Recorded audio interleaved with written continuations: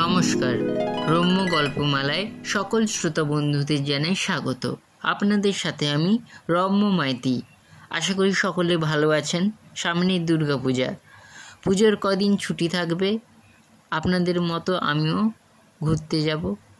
তাই পুজোর আগে রম্য গল্পমালার পক্ষ থেকে বেশ কিছু উদ্যোগ নেওয়া হয়েছে। আর কিছুই নয়, পুজোর আগে বিশেষ ধরনের গল্প এবং কবিতা উপস্থাপন করার চেষ্টা করব। আশা করি আগ্রহ শ্রোতারা পাশে থাকবেন এবং এখনও যারা চ্যানেলটি সাবস্ক্রাইব করেননি তাদের সাবস্ক্রাইব করার অনুরোধ জানাই, যাতে নতুন নতুন গল্পগুলি এবং কবিতাগুলি পোস্ট করার সাথে সাথে আপনাদের ঘরে পৌঁছে যায়। চলুন শোনা যাক আজকের গল্প। সাহিত্যিক শ্রীধর সেনাপতির লেখা রহস্য গল্প হাতের ছোঁয়া। ছবি সংগৃহীত। গল্প পাঠে আমি রম্য মাইতি। আজকের গল্প হাতের ছোঁয়া। অতীতের জিনিসগুলো এরা বিক্রি করতে চান না। দুখানা ঘর জুড়ে দীর্ঘদিন ধরে অবহেলিত হয়ে পড়ে রয়েছে, ধুলো ময়লায় বিবর্ণ। উই, ইঁদুর, আরশোলা, কাঁকড়া বিছের নিরাপদ আশ্রয়স্থল। সাধারণত ঘরের জানলা দরজাগুলো সব দিন খোলা হয় না। নকুল যে হঠাৎ কোনো দিন দরজা জানলা খুলে অল্পক্ষণের জন্যে সেখানে চোখ বুলিয়ে আসে, সেটা তার কর্তব্যকর্মের চেয়ে দেখার কৌতূহলটাই বেশি। অল্প বয়সে মা বাপকে হারিয়ে গ্রামের একটি মানুষের সহায়তায় অসহায় দুস্থ নকুল শহরে এসে দূর সম্পর্কের আত্মীয় ধনী ব্যবসায়ী দত্ত বাড়িতে আশ্রয় পেয়েছিল। নকুলকে স্কুলে পড়াশোনা করার সুযোগও করে দিয়েছিলেন তারা। নকুল অন্তত ম্যাট্রিকটা পাশ করতে পারলে তারা খুশি হতেন। কিন্তু নকুল এমনই গাধা, স্কুলের ওপর ক্লাস পর্যন্ত খুঁড়িয়ে খুঁড়িয়ে গিয়ে শেষে একেবারে হুমড়ি খেয়ে পড়েছিল। নিজেকে সে তাই মাঝে মধ্যে গাধা ছাড়া আর কিছু ভাবতে পারে না। এখন সে তো দত্ত বাড়িরই একজন, বাড়ির ছোট বড় সকলের নকুলদা। দত্ত বাড়িকে ঘিরে নকুলের স্মৃতির ঘরে জমা হয়েছে সুখ দুঃখের কত না বিচিত্রতর অভিজ্ঞতা।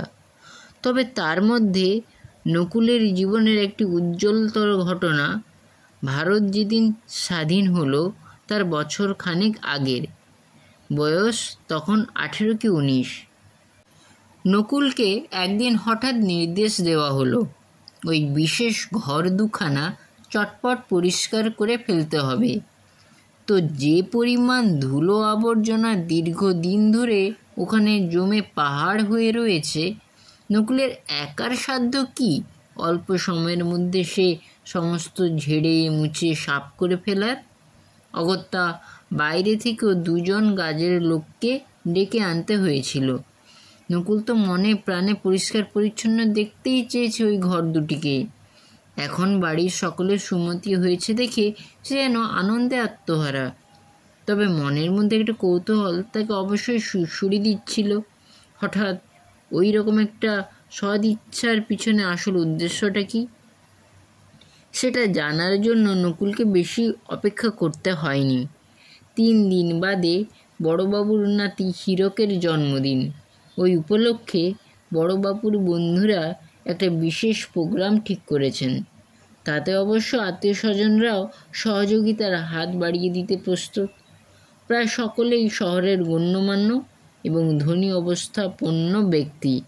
নানা প্রকার দুষ্প্রাপ্য প্রাচীন কিছু না কিছু শিল্প সামগ্রী তাঁদের প্রায় প্রত্যেকের সংগ্রহে রয়েছে। তা থেকে কোনো কোনো জিনিস বাছাই করে একটা প্রদর্শনীর আয়োজন করা হবে বাড়িতে। একমাত্র উদ্দেশ্য আমন্ত্রিত ব্যক্তিদের কিছু পরিমাণ আনন্দ বিতরণ করা। তা সত্ত্বেও নকুলের মনে হয়েছিল বড়লোক মানুষদের এইটা শুধু খামখেয়ালিপনাই নয়, নিজেদের ভেতরে একটু জাঁকজমক দেখানোর প্রতিদ্বন্দ্বিতাও বটে। তো ওই ঘর দুখানার মধ্যে একখানা ঘর প্রদর্শনীর স্থান হিসেবে নির্বাচিত হয়েছিল। জড়োয়া গহনা থেকে শুরু করে ধাতুর কারুকার্যমণ্ডিত নানান মূল্যবান জিনিস দিয়ে ভরে তোলা হয়েছিল ওই প্রদর্শনী। বিখ্যাত সব শিল্পীর আঁকা ছবিও ছিল কয়েকটি। কোন জিনিস কার বাড়ি থেকে এসেছে তার নাম, বংশ পরিচয় সোনালি অক্ষরে ছাপা কার্ডে সংক্ষেপে লেখা ছিল। ওই সমস্ত অমূল্য জিনিসপত্র ইতিপূর্বে চোখে দেখা তো দূরের কথা, দুনিয়ায় যে থাকতে পারে নকুল ধারণাই করতে পারেনি। দেখে বিস্ময় আনন্দে সে হতভম্ব। নিজেকে নিজের মধ্যে যেন কিছুক্ষণ আর খুঁজে পাচ্ছিল না। কোন জিনিস ছেড়ে বিশেষ কোনটার দিকে সে নজর ফেলবে? বাপরে! সব ভয়ে বিস্ময়ে নকুলের গলা শুকিয়ে উঠেছিল। তবে হ্যাঁ, সব ছেড়ে একটা জিনিস নকুলের দৃষ্টিকে যেন চুম্বকের মতো টানছিল বারবার। 5-6 ইঞ্চির বেশি লম্বা হবে না, সোনার তৈরি একটি নটরাজ মূর্তি। ঘরের মধ্যে মোটা দড়ি দিয়ে জায়গা ভাগ করা, যাতে দর্শনীয় জিনিসপত্রের খুব কাছাকাছি কেউ না পৌঁছতে পারে। হাত দিয়ে সেসব ছোঁয়া মানা। তবে নকুলের কপাল ভালো, নটরাজ মূর্তির গা থেকে মাঝে মধ্যে সাবধানে ধুলোবালি ঝাড়বার নির্দেশ বাবুরা দিয়েছিলেন একমাত্র তাকেই। প্রদর্শনীর সময় ছিল বিকেল 4টে থেকে সন্ধ্যে 6টা পর্যন্ত, 2 ঘন্টা। প্রথম দিকে প্রয়োজন বোধ করা হয়নি। মূর্তিটা সবাইকে দেখানোর জন্য রাখার প্রায় 48 ঘন্টা বাদে একটা আলাদা ব্যবস্থা করা হয়। একটা দড়ির বেড়া রচনা করে দেওয়া হয় নটরাজ মূর্তিটাকে ঘিরে। জিনিসটা ছিল নন্দীবাবুদের বাড়ির। শীল বাড়ির ছেলে সঞ্জয়বাবু আর সরকার বাড়ির ছেলে তপনবাবু, ওই দুজনের উপরে প্রদর্শনী দেখাশোনা করার সম্পূর্ণ দায়িত্ব দেওয়া ছিল। সঞ্জয়বাবুর ইচ্ছাতেই সোনার নটরাজ মূর্তির জন্য নতুন করে আলাদাভাবে দড়ির বেড়াটা দেওয়া, প্রদর্শনী ঘরে ধুলোবালি সাফ করার অনুমতি দেওয়া হয়েছিল অনেক ভাবনা চিন্তার পর। সেটা অবশ্যই মনে মনে টের পেয়েছিল নকুল। প্রথমে সঞ্জয়বাবুরা খুঁতখুঁতে সুরে বলেছিলেন, ঝাড়া মোছা করতে গিয়ে জিনিসটা ক্ষতি করে ফেলবে না তো? সাধারণভাবে আমাদের ঘর দোর পরিষ্কার করার সময় তো এটা ওটা ভেঙে নষ্ট হয়ে যেতে দেখা যায়। নকুল ওদের কাছেই দাঁড়িয়েছিল, নীরবে একটু একটু করে মাথা নাড়ছিল সে। না না, কোনো ক্ষতি হবে না। মনে মনে সে প্রার্থনা করেছিল ওই বিশেষ কাজটা যেন তাকেই দেওয়া হয়। আহা, কি সুন্দর মূর্তি! দেখে 2 চোখ জুড়িয়ে যায়। আনন্দ পুলকে মন ভরে ওঠে। এমন জিনিসের ক্ষতি সাধন করতে পারে নকুল? কক্ষনো না। তপনবাবু তখন বলেছিলেন, সোনার তৈরি মূর্তি ফাঁপানো না নিরেট? নন্দী বাড়িতেই রয়েছে শুনেছি 60-70 বছর ধরে। নটরাজ মূর্তিটাকে কাছ থেকে অনেকবার দেখেছিলেন সঞ্জয়বাবু। ঠিক যেন নকুলের মনের মতো তাঁরই অবস্থা। সত্যি এমন জিনিস বারবার দেখতে ইচ্ছে করে, শুধু চোখে দেখাই নয়। সঞ্জয়বাবু বারবার বলেছেন মুখে, নকুল শুনেছিস? ওয়ান্ডারফুল, চমৎকার! এমন একটা জিনিস যে আমাদের পরিচিত আত্মীয় বন্ধুদের কাছে থাকতে পারে ঘুণাক্ষরেও জানতাম না। এই জিনিস নকল করার হিম্মত এখন বোধহয় কারও নেই। অদ্ভুত সুন্দর। সঞ্জয়বাবুর মুখে এইভাবে যেন খই ফুটছিল তখন। নকুলের মনে হয়েছিল পছন্দসই খেলনা পাওয়া আহ্লাদিত ছেলের মতো অবস্থা সঞ্জয়বাবুর। হ্যাঁ, ওদের উচ্চাঙ্গের শিল্পকর্ম, শিল্পীর প্রতিভা অতুলনীয়। আমাকে এই মূর্তি রীতিমতো মোহিত করে দিয়েছে। সায় দিয়েছিলেন তপনবাবুও। নকুল তখন ভয়ে ভয়ে শুধিয়েছিল, আমি কি জিনিসগুলো ঝাড়ামোছা করতে পারি? অনুমতি দেওয়া হয়েছিল তাকে। নকুলের হাতে নরম পালকের ঝাড়ু অতি যত্ন আর সতর্কতার সঙ্গে বিশেষ করে নটরাজের গায়ে স্পর্শ করত মাঝে মাঝে। অবশ্যই প্রদর্শনীর অন্যান্য জিনিসপত্র সম্পর্কেও নকুল ছিল সজাগ। এই বিশেষ প্রদর্শনীর উদ্যোক্তা দত্ত বাড়ির বড়বাবু জীবন দত্ত স্বয়ং। এর সমস্ত দায় দায়িত্ব তিনি নিজের ঘাড়ে নিয়েছেন। কোনো ক্ষয়ক্ষতি হলে তিনি সেটা পূরণ করবেন ঠিকই। বড়বাবু নকুলকে যেমন স্নেহ করেন তেমন গভীর বিশ্বাসও রাখেন তার উপর। সেদিক দিয়ে তাই নকুলের একটা আলাদা দায়িত্বও আছে বই কি। বিপদ আসতে পারে চোর ডাকাতের দিক থেকে, তবে দর্শক তো শুধু নিজেদের পরিচিত আত্মীয় স্বজন বন্ধুবান্ধব। তবু একটু সতর্ক থাকতে দোষ কী? বাড়ির গেটে দুজন বন্দুকধারী পাহারাদার খাড়া, ওদের দিন রাত ডিউটি। ওদিকে প্রদর্শনী ঘরে একদিন ছাড়া পালা করে রাত কাটাচ্ছিলেন সঞ্জয়বাবু আর তপনবাবু। গোড়ার দিকে ওরাও একটু যেন ভয়ে ভয়ে ছিলেন, তাই দুজনেই চেয়েছিলেন প্রদর্শনীটা 3 দিনে শেষ করে দেওয়া হোক। বেশি দিন ঝুঁকি নিয়ে ওটা চালিয়ে যাওয়ার দরকার নেই, কিন্তু সেটা হয়নি। জন্মদিনের উৎসবটাই তো হলো 3 দিন ধরে, এলাহি ব্যাপার, প্রচুর খাওয়া দাওয়া, অন্যান্য আমোদ প্রমোদও ছিল, তাই প্রদর্শনী অনেকেরই ভালো করে দেখা হয়নি।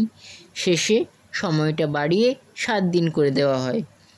ওরই মধ্যে একদিন নকুলের রীতিমতো চমক লাগে, মনে জাগে একটা সন্দেহটা যে অমূলক নয়, একসময় সেটা প্রমাণও পায় নকুল। তখন সে প্রথমে জানায় তপনবাবুকে যে সোনার মূর্তিটার গায়ের ধুলো ঝাড়ত সে পালক ঝাড়ু দিয়ে, এখন অবিকল তেমনি একটা মূর্তি রয়েছে সেই জায়গাতে। আসল মূর্তিটা উধাও। ঘটনাটা বিশ্বাস করা যাচ্ছে না তপনবাবু। গতকাল আমি ওই মূর্তির গায়ে ধুলো ঝাড়িনি, এটা আগেকার সেই মূর্তি কখনোই নয়। শুনে তপনবাবু যেন আকাশ থেকে পড়লেন। কি বলছো তুমি নকুলদা? মানে আসল মূর্তি এটা নয়? হ্যাঁ তপনবাবু, আমি মূর্তিটাকে হাত দিয়ে ছুঁয়ে বলতে পারি। আগে অন্তত 15-20 বার আমি আসল মূর্তিটাকে হাত দিয়ে ছুঁয়েছিলাম। সেটার গা থেকে ধুলো পরিষ্কার করেছি পালক ঝাড়ু দিয়ে। বলা হয় আসল নটরাজ মূর্তিমার স্পর্শ যেন এখনও লেগে রয়েছে আমার এই 2খানা হাতে। এবার তপন সরকারের গলা ভয়ে কেঁপে ওঠে। আগে ওটা আমাকে ভালো করে দেখতে দাও। দৌড়ে গিয়ে দাঁড়ান সোনার নটরাজ মূর্তির কাছে, লম্বা করে নিঃশ্বাস টানেন। তাঁর তীক্ষ্ণ দৃষ্টি কিছুকাল আটকে থাকে মূর্তির ওপর। ইম্পসিবল, বিশ্বাস হয় না, বলতে থাকেন কথাগুলো। তাঁর মাথাও নড়ে সবেগে। তপন সরকার নার্ভাস হয়ে পড়েছেন। নকুল ভাবে এমনটা হতেই পারে, কারণ ঘরে সাজিয়ে রাখা অমূল্য সব জিনিসের নিরাপত্তার ভার কাঁধে ছিল তো। মনের অবস্থা কিছুটা সামলে নেন তপন সরকার। ফিসফিস করে বলেন, শোনো নকুলদা, তুমি বোধহয় ভুল করছো। হ্যাঁ, তোমার এটা ভুল ছাড়া আর কিছু নয়। হঠাৎ নিজেকে এত বেশি বুদ্ধিমান মনে করছো কেন? এই দত্ত বাড়ির আশ্রয়ে আছো তুমি, ভুলে যেও না। বলে একটু হেসে ফের শুরু করেন। আমি নানা জায়গায় বিভিন্ন সময় অ্যান্টিক নিয়ে চর্চা করে থাকি। এমন অনেক জিনিস ঘাঁটাঘাঁটিও করতে হয়। আমার বিচারে এই নটরাজ মূর্তিটাই কদিন ধরে এখানে যেমন ছিল তেমনি রয়েছে। তোমার ভুল হলেও কথাটা যদি চাউর হয়ে যায় তাহলে ভীষণ গণ্ডগোল বাঁধবে, তাতে জড়িয়ে পড়বে তুমিও। কথাটা কাউকে এখন বলো না, চেপে যাও। তোমার মঙ্গলের জন্যে বলছি অবশ্য। মিথ্যে ব্যাপারটাকে ফুলিয়ে ফাঁপিয়ে প্রকাশ করবে খবরের কাগজওয়ালারা। এখান থেকে চুরি হবে কি করে? এ সম্পর্কে আপাতত আর একটিও কথা না। সন্দিগ্ধ নকুলের কোঁচকানো ভুরু সরল হয় না। ঘটনার কথাটা এইভাবে গোপনেই সঞ্জয়শীলকে বলতে চায় সে। তার সন্দেহের ব্যাপারটা তাহলে যাচাই হয়ে যাবে। তিনিও কি এখনো পর্যন্ত নিঃসন্দেহ আছেন নটরাজ মূর্তিটার সম্পর্কে? একটা সুযোগের অপেক্ষায় থাকে নকুল। সেদিন রাত্রে প্রদর্শনী ঘরে সঞ্জয়শীলের একা থাকবার কথা। নকুল তাকে সহজে নিভৃতে পেয়ে গেল। আমতা আমতা করে সে বলে, সঞ্জয়বাবু, একটা কথা ছিল, বলবো? হালকা মেজাজেই তখন ছিলেন সঞ্জয়শীল। বলেন, বলো বলো, অমন চোরের মতো কথা বলছো কেন নকুলদা? তোমার যা খুশি বলতে পারো আমাকে। এক্সিবিশন নিয়ে কি কিছু বলবে? নকুল প্রায় ফিসফিস করে বলে, হ্যাঁ, হয়তো আমার কথার দাম কেউ দেবেন না। আপনারা বললে কাজ হতে পারে। আমার মনে হয় আগের নটরাজ মূর্তির জায়গায় একটা অন্য নটরাজ মূর্তি বসানো হয়েছে, আর সেটা আসল সোনার তৈরি কিনা সন্দেহ জাগে। আপনিও নিচের চোখে একবার দেখুন না মূর্তিটাকে। শুনে প্রায় আঁতকে ওঠেন সঞ্জয়শীল। তার মানে? সঙ্গে সঙ্গে মূর্তিটার দিকে তাঁর দৃষ্টি ঘুরে যায়। নকুলের মনে হয় খবরটা শুনে তপন সরকারের চেয়ে বেশি মাত্রায় প্রতিক্রিয়া দেখা যায় সঞ্জয়শীলের মধ্যে। তার দুই চোখ থেকে যেন আগুন বেরোতে থাকে। এই আগুনে বুঝি ভস্ম হয়ে যাবে নটরাজের মূর্তিটা। সঞ্জয় তারপর ঘুরে তাকান নকুলের দিকে, বিকৃতি গলায় বলেন, তুমি যে রীতিমতো নার্ভাস করে দিলে আমার মতো মানুষকেও। নকুল সাহস সঞ্চয় করে তবু একটা প্রশ্ন রাখে, আপনি কি মনে করেন আসল মূর্তিটা পাল্টানো হয়নি?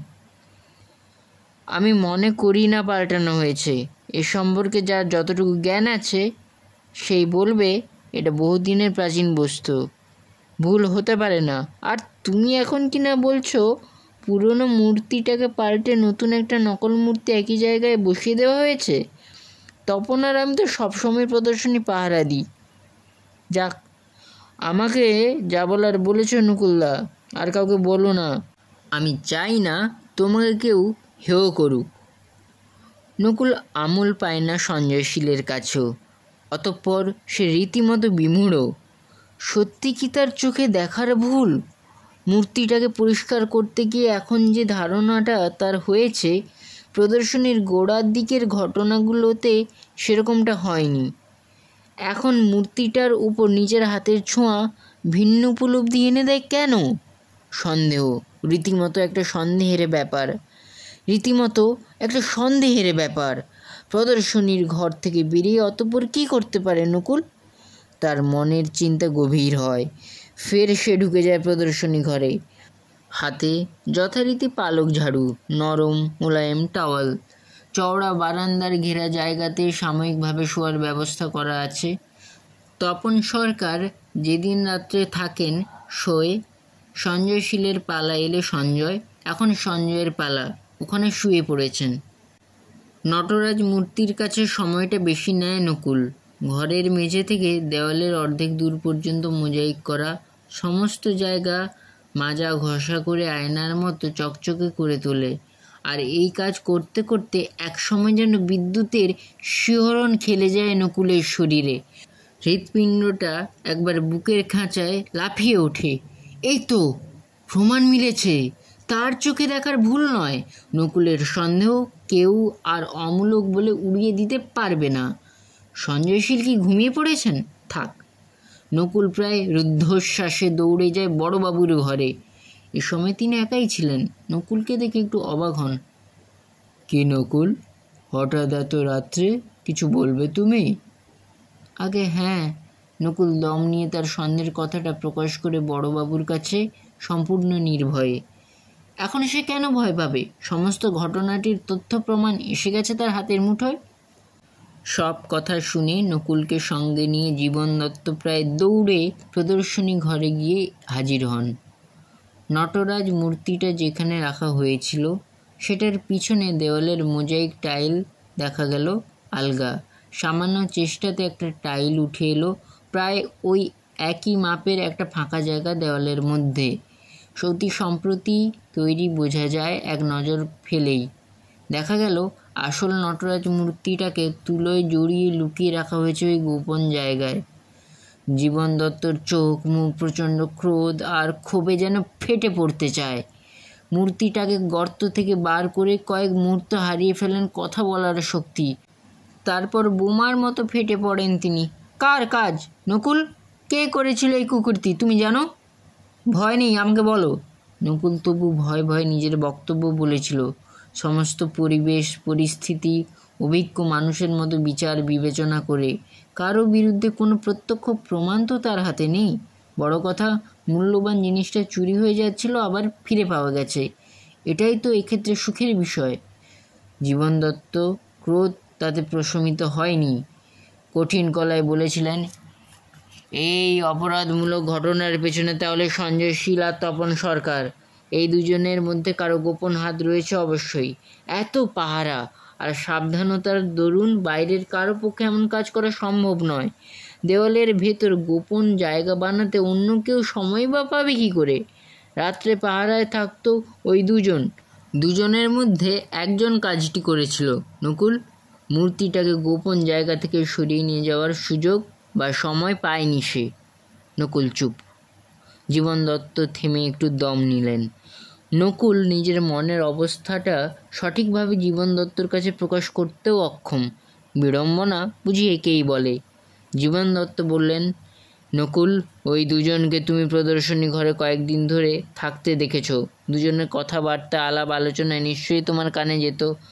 এখন একটু গভীরভাবে ভেবে দেখো তো, ওদের আচরণ আর কথাবার্তার সূত্র ধরে তুমি বিশেষভাবে কাউকে সন্দেহের তালিকায় ফেলতে পারো কি না?